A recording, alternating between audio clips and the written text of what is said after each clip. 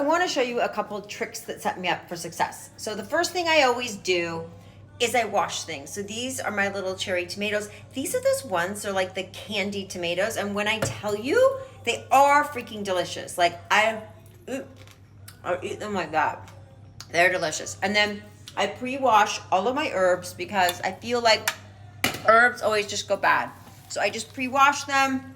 I bundle them in a damp paper towel. I'm sorry, I still got the tomato in my mouth. All right, in the crisper drawer, we have some pre-made salad, cabbage, radicchio, arugula, some mint, some endive. And then up here, I've got my yogurts. These are really good. These are the Erewhon fermented chili peppers.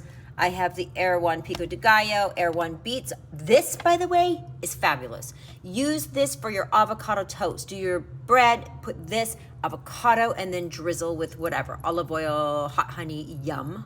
All right, and this is another little thing I've got going. So my bread box I put here. Love this little section beside my stove. So when things are right here, I find I use them. I'll forget about these. If these are all in the fridge, I'll forget about them. So my little ginger, my jalapenos. This is where I keep all my little olive oils. This one's basil and garlic. This one is lemon. This one is hot pepper. And look what these do. Let me see if I can do this with one hand. These are the type that have like the spouts built in. I love that. I need a really good flaky salt. This one's okay, but I want the Jennifer Fisher ones. Let me know if you've tried those. And then I just bought this. Now, this is a splurge. This was like a $50 olive oil, but apparently you like eat it by the spoonful, and it's good for inflammation and digestion and all that good stuff. I don't know what happened here. This just became a little kitchen tour with me.